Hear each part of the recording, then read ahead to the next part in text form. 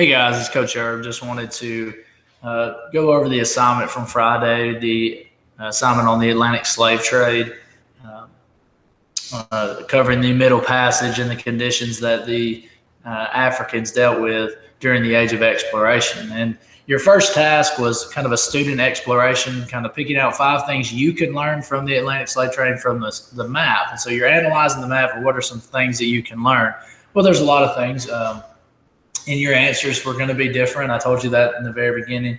But, most slaves went to South America and not North America, which was different. You can see the differences in numbers here and here versus here and here. The West Indies or, the Caribbean islands, they got more Africans or slaves than the North American colonies.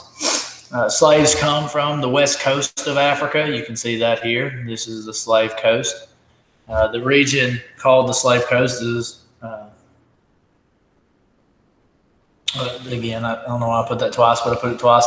Most slaves went to Brazil. Then the next most went to the West Indies or the Caribbean islands. And between 1650 and 1860, around 10 to 15 million slaves were brought to the Americas. You could have a bunch of other things. You could talk about the trade routes, how most of them went to North America and did not go to Europe. You could talk about the things that they traded and that they farmed, what they were needed for. But there are many things you can learn from this map.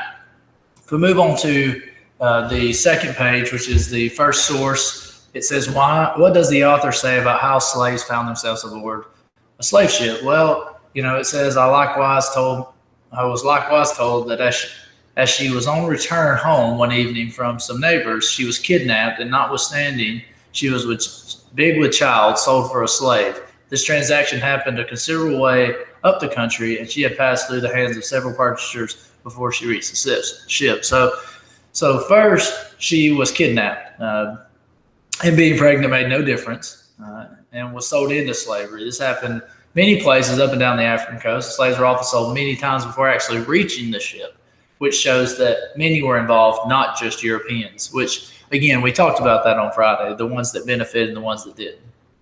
And so you needed to have something along that line that slaves were kidnapped, the conditions of the slaves did not make a difference, and they were sold on multiple times. The next one is just talking about the different things that they had to deal with upon arriving on the ship, the shackles and things that they had to deal with, and then where they slept and all those things. So what are 3 things you can learn from the primary source here, source number 2? Well, again, answers will vary because it's what did you learn from it. But voyages take 6 to 8 weeks. Yeah, you could read that. Slaves were chained together from their neck to their hands to their feet, and it was miserable stuff. They were packed in small places on board ship. Showed you that on Friday as well. They had barely enough room to lay sideways. Around 16 inches is about the amount of width that they had in their space. It was about 3 feet tall and about 6 feet long. They had no knowledge of where they were going. They were just placed on the ship, so they had no idea where they were going. And then some did look to overthrow their captors and create a mutiny, but they spoke so many different languages it was difficult for them to communicate. But when they did, they learned to, and this is what they tried to do. So a couple of things you can learn from there. Moving on to the third page, you have source number 3, which is a primary source of what the conditions were like. And so you had to summarize it, the things you could have included. And remember, when you're summarizing, you're just shortening it so that, I could read it and understand what the passage was talking about in a sentence or 2. So you need to be real specific with your details. Make sure you're getting the main idea of the quote. But slave, you could include something like slaves were packed so close together they could not use the bathroom, or if they did, used it on top of people. They were given 3 to 4 buckets to use the bathroom in, but with so many people, some so far away, they could not get to the bucket in time. Slaves are laying in their own waste, like we talked about. Slaves who die overnight are thrown overboard, and sharks follow the ships because they have become accustomed to this practice. So things like that you could include in your summary. Basically, summarizing the fact that the conditions that these people were traveling in were unsanitary and uncomfortable. And even when you died, there was little care about your body. You had to put 3 images here. I changed that from this one right here. It says sketch 3, but you could put 3 images that depicted it. You could put handcuffs. You could use symbols. You could just find 3 pictures similar to these up here that depicted what it was like to be aboard a slave ship.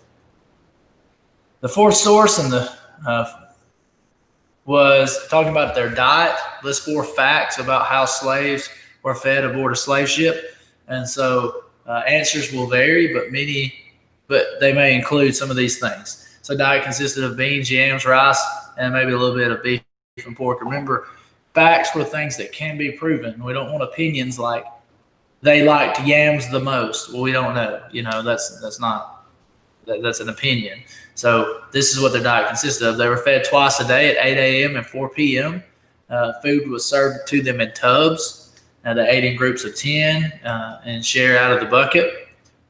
They might eat on the boat in good weather, but down below, they're going to eat on the boat no matter what. So I'm sorry. But they might eat on the deck of the boat in good weather, but they eat below the deck if it's bad. And if they refused to eat, their lips were burned or they were even force-fed. They would take a fire-hot, glowing piece of coal and place it near the lips so it would burn them, and so they would open their mouth and eat. And so you could include any of those 4 things or any other fact that you might find. This other question down here is about the reliability of these 2 writers, Alexander Falconbridge and Martin Duberman, and whether they were reliable sources. So you had to explain. Well, Falconbridge is certainly a reliable source since he lived during that time, traveled on slave ships, and witnessed the treatment of slaves firsthand. Duberman is less reliable, however, still should be trusted since he spends his life researching and studying. So he's a historian. Duberman wrote later on, and so he's much less reliable, but he may still not be biased. He didn't see it firsthand, so that doesn't make him a primary source, where Falconbridge did. So that's kind of just depicting the reliability of sources, another skill as a historian. Your last task was to pick out how each of these pictures related to these sources. So which source, 1, 2, 3, or 4, addresses the picture to the right and directly copy the quote from the source into the space. If you added who it was from, that's good. On here, I did not. So your first picture is them being shackled and chained. It kind of looks like they're killing them, but really those were just some of the miserable gear that these people had to deal with. Well, source number 2 talks about that, and it says that the enslaved Africans were chained together by their neck, hand, feet, wearing sometimes the most uncomfortable and miserable gear. The second one, as you can see, it kind of looks like they are being thrown overboard. Maybe they were trying to overthrow their captains. And so it says which source addresses the picture to the right. So it's directly copy the quote.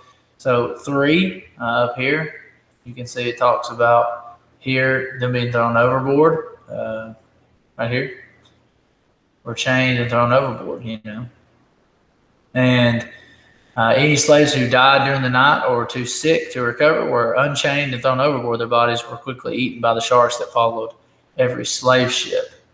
So you can see that there. And then again, this one looks like they're fighting with the captains. Number 2 talks about this here. Within the ships, Africans from different countries, regions, cultures, and with different languages learned to communicate with each other. Many conspired to overthrow their captors. And so that would be source number 2, and it says it right there. So you have those for you there. Again, I hope this helps. I hope this goes over it. And if you have any questions, make sure to send me an email. Remember, your test is on Tuesday for Group A and Thursday for Group B. You need to be working on your study guide, and I would advise you to be looking over these assignments to try to fill out your study guide. Of course, you can always use Google and try to fill it out that way as well. Just be resourceful. If you have any questions, let me know. And otherwise, have a great day.